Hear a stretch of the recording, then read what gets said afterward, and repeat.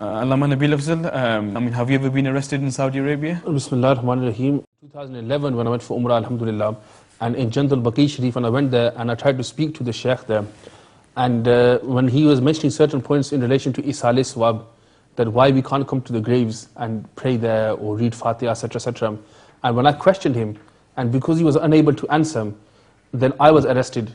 Okay. I was actually arrested by 7 guards and taken to what they known as dungeons there, underground. Underneath Jandal Baqi, there's a prison cell there, Allahu where I was Akbar. taken and I was kept for nearly 7 hours there.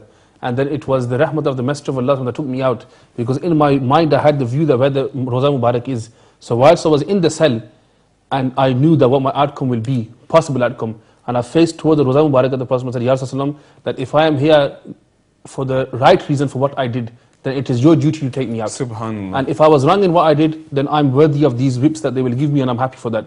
When I mentioned this, Wallahi Lazim, there's no lie to this, and the Quran is in front of me, that the words did not finish uttering from my mouth, that a person came there and released me from there.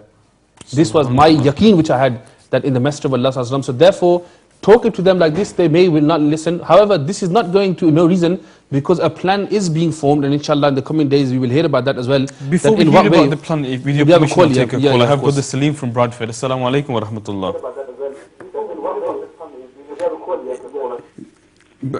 Brother Salim, you're the final caller of the day. I would request that you switch off the television and speak to me via the receiver.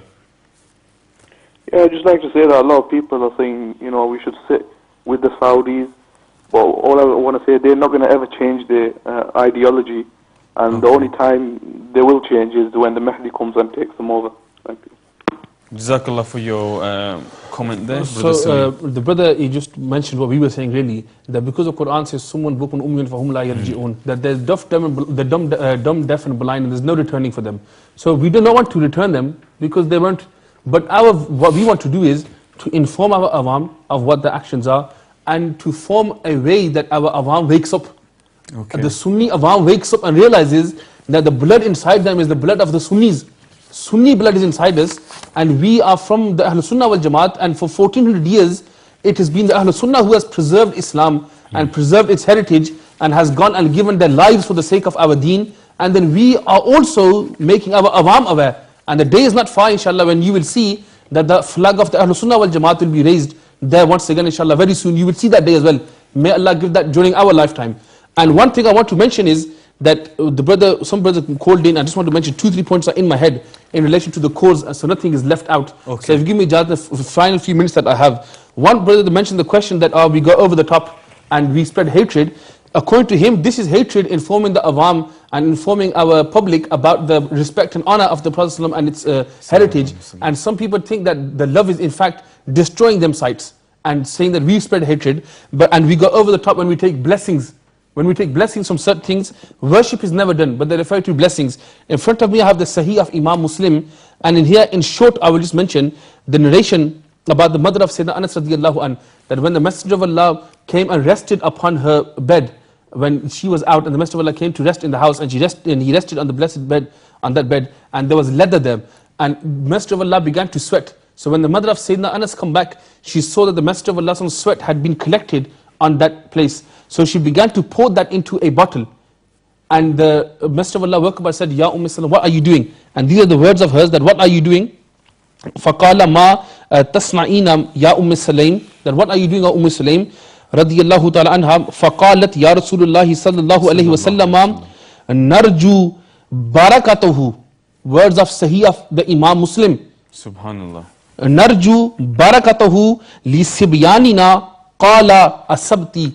Ya Rasulullah, I am collecting this sweat to use it as a form of barakah, as a form of tabarruk, as a form of blessings for our children.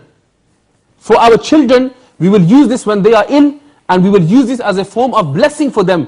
And what did the Messenger of Allah replied? Qala asabti. O Sulaim, you are doing correct. So to say that we take blessings and this is against the teachings of the Prophet ﷺ, the Messenger of Allah approved this from Sulaim. We said we are using this as a form of tabarruk. The word tabarruk is there in hadith, which I mentioned now, from the Sahih of Imam Muslim. And you can see all these books that I've collected with me was for this reason, but due to shortage of time, I've only mentioned the Sahih of Imam Muslim. Finally, the point I want to mention is that the brother who asked that we are spreading hatred and why is the reason why these are happening and so on and so forth, and what is the plan, and the brother already mentioned about the destruction which they have of the blessed dome of the Messenger of Allah sallallahu alaihi wasallam. Indeed that is, and in front of me here, if our Shah Sahab cameraman can just zoom in on this is the final point where we will conclude on inshallah. That in front of me here I have the fatwa of Saudi Arab, Darul Ifta Saudi Arab. And this is the fatwa, and upon the name here you can see Sheikh Abdul Aziz bin Abdullah bin Baz and the other Usaymin, etc., which are the other muftis of Saudi Arabia, and this is their official fatwa, which they have translated into Urdu, and Arabic is there also, in which they answer the questions of the certain people who ask them. So now I want to mention 1 or 2 points from here only, and we will conclude on this about. Okay, you have 2 minutes remaining. 2 minutes, okay, inshallah. And this, inshallah, I'll try to finish within 2 minutes. That what they say in relation to some of the beliefs of the Ahlul Sunnah wal Jamaat. 2 points I will mention only. One is the point which they mention about Huzur Ghawsul Azam, Sheikh Abdul Qadir Jilani radiyallahu ta'ala an, who is the Imam of the awliya, and is mine and your respect, all of the Ahlul Sunnah wal Jamaat, the Awam which speaks today, the respect which we have is for the name of Huzur Ghawsul Azam radiyallahu ta'ala. Nobody here on the views will say that we are deprived of this respect. And I want to, for them people, I want to mention this question to them, which has been asked to the Saudis and what they answer to this. It has been asked to them that in relation to Huzur Ghawsul Azam, the Qasida Ghawsiyah, that what is your views in relation to that? Okay. What are your views in relation to the Qasida Ghawsiyah which Huzur Ghawsul Azam writ, saying that I am the Imam of all the awliya, my foot is on the neck of all the awliya, Allah has made me the powerful one, etc., etc. In relation to this, it is written that जो शख्स इस तरह के अल्फाज लिखे या इस्तेमाल करे यकीनन वो काफिर हैं और दायरे इस्लाम से खारिज है. This is on page number 161 of volume 2 of Darul Ifta, that a person, they refer to Huzur Ghawsul Azam as a non-Muslim. Okay. People say to us sitting on this stage here that we are causing hatred, that we are exposing, we are backbiting, we are talking openly, not backbiting. Those people who call Huzur Ghawsul Azam a non-Muslim, Mazallam, saying such words, the person's body shakes. That was Imam of the awliya.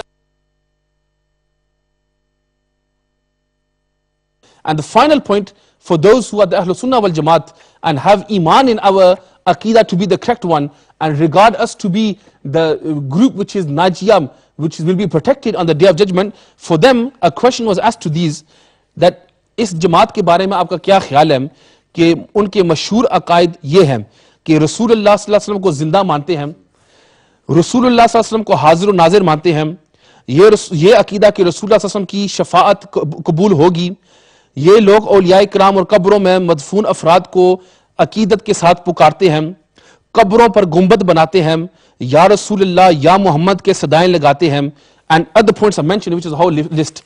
Now the answer is given to these. So alhamdulillah, I have this aqidah, you have this aqidah, our shaykh has this aqidah, the awam has this aqidah, that we believe in Ya Rasulullah, we believe the Messenger of Allah to be alive, we believe that the Messenger of Allah will do shafaat for us, we believe that the Messenger of Allah sallallahu alaihi wasallam is the most honored in the eyes of Allah subhanahu wa ta'ala. What did the writer reply to this? Jawab, जिस शख्स के यही हालात हो कि उसके पीछे नमाज, so the question is कि क्या इनके पीछे नमाज हो सकती है? जिस शख्स के यहाँ हालात हो कि उसके पीछे नमाज पढ़ना नाजायज है, और अगर कोई नमाजी उसकी इस हालत से वाकिफ होने के बावजूद उसके पीछे नमाज पढ़े तो उसकी नमाज सही नहीं होगी, क्योंकि सवाल में मज़कूरा अमूर में से अक्सर कुफ्रिया और बिदत और शिरक पर लाने वाले हैं. Okay. So these beliefs according to them which we have, according to them we are kafir, according to them we are mushriks, according to them we are misguided. Okay, so we want to inform the awam in the final point that alhamdulillah this is not a point which is something which is made up. This is a complete attack upon the Ahlul Sunnah wal Jamaat and upon our beliefs and upon the beliefs which have been transmitted from the Prophet ﷺ to us by today. May Allah subhanahu wa ta'ala keep us steadfast upon this maslak of the Ahlul Sunnah wal Jamaat and give us Sunnis the ability to unite and in a proper way to react to this cause and inshallah be successful once again.